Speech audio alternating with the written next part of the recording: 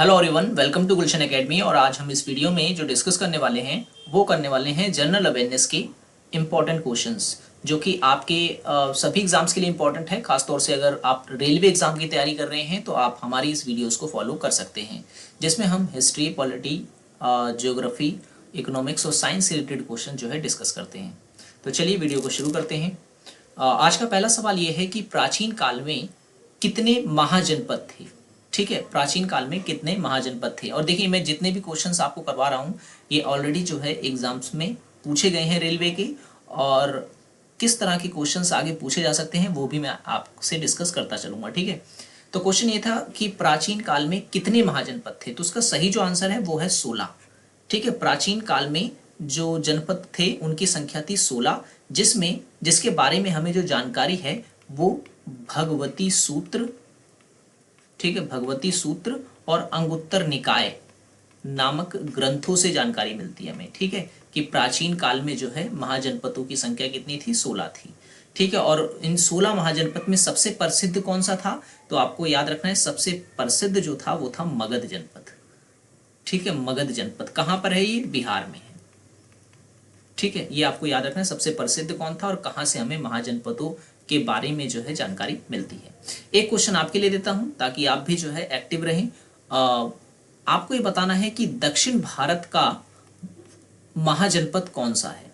ठीक है, दक्षिण भारत में एक महाजनपद है जो कि काफी प्रसिद्ध है और कई बार एग्जाम में पूछा गया है। ये आपके लिए क्वेश्चन है, कमेंट में इसका आंसर जरूर बताएं कि दक्षिण भारत में कौन सा महाजनपद है। नेक्स्ट क्वेश्चन ये है कि बौद्ध धर्म का विभाजन किस बौद्ध सभा में हुआ था। ठीक है, किस बौद्ध सभा में हुआ था, तो बौद्ध धर्म से संबंधित 4 सम्मेलन जो हैं प्राचीन काल में हुए हैं। कब कब हुआ है, तो एक हुआ था 483 ईसा पूर्व में, एक 383 में, एक 251 में और एक ईसा पूर्व में। ठीक है, तो अगर हम बात करें 283 में, तो ये कहाँ हुआ था, तो राजगृह में हुआ था। ये पहली बौद्ध संगति थी, ठीक है ना, बौद्ध सभा थी। और दूसरी की अगर हम बात करें तो वैशाली में हुई थी। तीसरा हुआ था पाटलिपुत्र में, और चौथी जो बौद्ध संगति हुई थी वो हुई थी कुंडलवन में। अब किन किन शासकों ने करवाया था ये भी आपको याद रखना है। पहला बौद्ध सम्मेलन जो हुआ था उसको करवाया था अजात शत्रु ने। ठीक है, अजात शत्रु ने। और वैशाली में जो हुआ था वो कालाशोक ने करवाया था। और तीसरा जो है बौद्ध सम्मेलन वो अशोक ने करवाया था। और चौथा जो था वो कनिष्ठ ने करवाया था, कुषाण वंश का शासक था ये कनिष्क।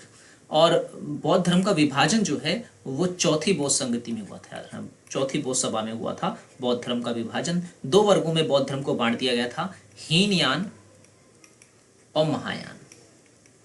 ठीक है, हीनयान और महायान। चलिए नेक्स्ट क्वेश्चन, सातवाहन वंश का संस्थापक कौन था, तो सातवाहन वंश का जो संस्थापक था वो था सिमुक। ऑप्शन नंबर ए इसका सही आंसर है, सिमुक। कब इस वंश की स्थापना की गई थी, तो 60 ईसा पूर्व में की गई थी। राजधानी क्या थी इनकी, इनकी राजधानी थी प्रतिष्ठान। ठीक है, इन्होंने अपनी राजधानी किसको बनाया था, प्रतिष्ठान को बनाया था। और सातवाहन वंश इसलिए भी प्रसिद्ध है क्योंकि इन्होंने शीशे के सिक्के चलाए थे। ठीक है, शीशे के सिक्के चलाए थे इन्होंने, शीशे के सिक्के चलाए थे। और इनकी राजभाषा कौन सी थी, राजभाषा, तो राजभाषा भी आपको याद रखनी है। इनकी राजभाषा थी प्रकृत और ब्राह्मणी। ठीक है, ब्राह्मणी और प्रकृत जो है इनकी राजभाषा थी। नेक्स्ट क्वेश्चन है, भारतीय संविधान की 6ठी अनुसूची में कौन से राज्य का वर्णन है। ठीक है, कौन से राज्य का वर्णन है, तो देखिए अगर हम बात करें संविधान की अनुसूचियों की, तो भारतीय संविधान में जब संविधान बना था यानी मूल संविधान में अनुसूचियों की जो संख्या थी वो 8 थी। ठीक है ना, मूल संविधान में अनुसूचियों की संख्या 8 थी, लेकिन वर्तमान में अगर हम बात करें प्रेजेंट टाइम में, ये अनुसूचियों की संख्या अब जो हो गई है वो हो गई है 12। ठीक है, तो ये चीज आपको याद रखना है कि अगर पूछे कि भारतीय संविधान में वर्तमान में कितनी अनुसूचियां हैं, तो 12। मूल संविधान में कितनी थी, तो 8 थी। ठीक है, जिसमें से 6ठी जो अनुसूची है इसमें 4 राज्यों का वर्णन किया गया है। ठीक है, 4 राज्यों का वर्णन किया गया है, कौन कौन से, तो याद रखना है आपको। पहला जो है इसमें वो आता है असम। ठीक है, असम का इसमें वर्णन है, और उसके बाद मेघालय, ठीक है, असम, मेघालय, त्रिपुरा और मिजोरम, ठीक है, असम, मेघालय, त्रिपुरा, मिजोरम जो है इनका वर्णन हमें यहाँ पर देखने को मिलता है छठी अनुसूची में, ठीक है। तो ये क्वेश्चन आपसे पूछा जा सकता है। और सातवीं अनुसूची के बारे में भी आपको याद रखना है। सातवीं अनुसूची जो है जिसमें हमें देखने को मिलता है राज्यों की शक्ति का बंटवारा, ठीक है। राज्य सूची, संघ सूची और समवर्ती सूची जो है इसका वर्णन किस अनुसूची में है, तो सातवीं अनुसूची में है, ठीक है। तो ये आपको याद रखना है। आठवीं अनुसूची की अगर हम बात करें तो आठवीं अनुसूची में भाषा का वर्णन है, ठीक है, भाषा का वर्णन है आठवीं अनुसूची में। नेक्स्ट क्वेश्चन है भारत के पहले कांग्रेसी, देखिए इसमें टाइप में मिस्टेक है, नॉन कांग्रेसी इंग्लिश में लिखा हुआ, कांग्रेसी लिखा हुआ है हिंदी में। तो अगर कांग्रेसी प्रधानमंत्री पूछे तो आपका आंसर होता पंडित नेहरू, ठीक है, पंडित जवाहरलाल नेहरू। लेकिन आपसे पूछा जाए अगर नॉन कांग्रेसी यानी ऐसे भारत के प्रधानमंत्री जो कांग्रेस पार्टी के नहीं थे, तो आपका आंसर इसमें होगा option number D, Morarji Desai, ठीक है। मोरारजी देसाई भारत के ऐसे प्रधानमंत्री थे, पहले प्रधानमंत्री थे जो कांग्रेस पार्टी के नहीं थे और प्रधानमंत्री बने थे। जबकि इससे पहले 3 प्रधानमंत्री रह चुके थे। पहले पंडित जवाहरलाल नेहरू, दूसरे शास्त्री लाल बहादुर शास्त्री और तीसरी इंदिरा गांधी, ठीक है, इंदिरा गांधी। उसके बाद मोरारजी देसाई प्रधानमंत्री बने थे 1978 में, ठीक है। तो ये भी आपको इसमें याद रखना है। नेक्स्ट क्वेश्चन ये है कि विश्व की कौन सी नदी भूमध्य रेखा को 2 बार पार करती है, ये 2 बार काटती है। तो यहाँ पर नदियों के नाम लिखे गए हैं।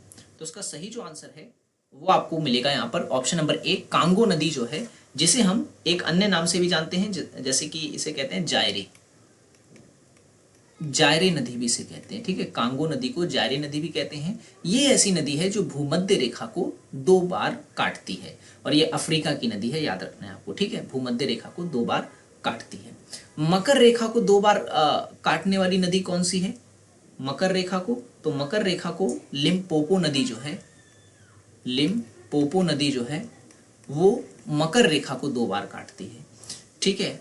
और उसके बाद माही नदी जो है वो कर्क रेखा को 2 बार काटती है, ठीक है, कर्क रेखा को 2 बार काटती है माही नदी, ठीक है, याद रखना है। और ये भारत की नदी है माही नदी। और कर्क रेखा भारत के कितने राज्यों से गुजरती है, ये आपके लिए क्वेश्चन है, कमेंट बॉक्स में इसका आंसर बताएं। नेक्स्ट क्वेश्चन ये है कि जेनेटिक्स शब्द का सर्वप्रथम प्रयोग किसने किया था? हिंदी में जिसे हम कहते हैं अनुवांशिकता, ठीक है, अनुवांशिकता। अनुवांशिकता शब्द का प्रयोग सबसे पहले किया था विलियम वॉटसन ने, वॉटसन है यहाँ पर, ठीक है ना, ये नहीं है, विलियम वॉटसन के द्वारा जो है अनुवांशिक शब्द जो है सबसे पहले इस्तेमाल किया गया था, अनुवांशिकता शब्द, ठीक है। वैसे ही लाइकेन का आपसे पूछ सकता है, लाइकेन शब्द का प्रयोग सबसे पहले किसने किया था? तो थियोफ्रेस्टस के द्वारा जो है सबसे पहले लाइकेन शब्द का इस्तेमाल किया गया था। और रॉबर्ट हुक को आप जानते हैं, रॉबर्ट हुक ने किसकी खोज की थी? तो कोशिका की खोज की थी, ठीक है, कोशिका की खोज रॉबर्ट हुक ने की थी। कब की थी? तो 1665 में की थी। ये पॉइंट आपको याद रखना है।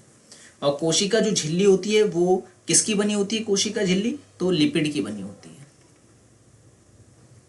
ठीक है। कोशिका भित्ति किसकी बनी होती है? तो सेल्यूलोज की बनी होती है, ठीक है। ये याद रखना, एग्जाम में काफी पूछा जाता है। नेक्स्ट क्वेश्चन ये है कि भारत में वलित पर्वत का उदाहरण है।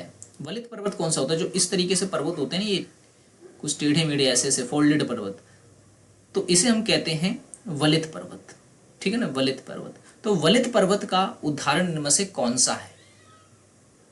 तो वलित पर्वत का एग्जाम्पल देखिए, इसमें जितने भी दे रखे, हिमालय हो, अल्पास हो, एंडीज हो, ठीक है, यूराल हो, और उसके बाद जो है रॉकीज हो, तो ये जितने भी पर्वत हैं ये सारे के सारे उदाहरण ही हैं वलित पर्वत के, ठीक है, वलित पर्वत के ही उदाहरण हैं ये सारे, जिसमें हिमालय सबसे बड़ा वलित पर्वत का उदाहरण है जो कि भारत में है, ठीक है। तो ये भी आपको इसमें याद रखना है।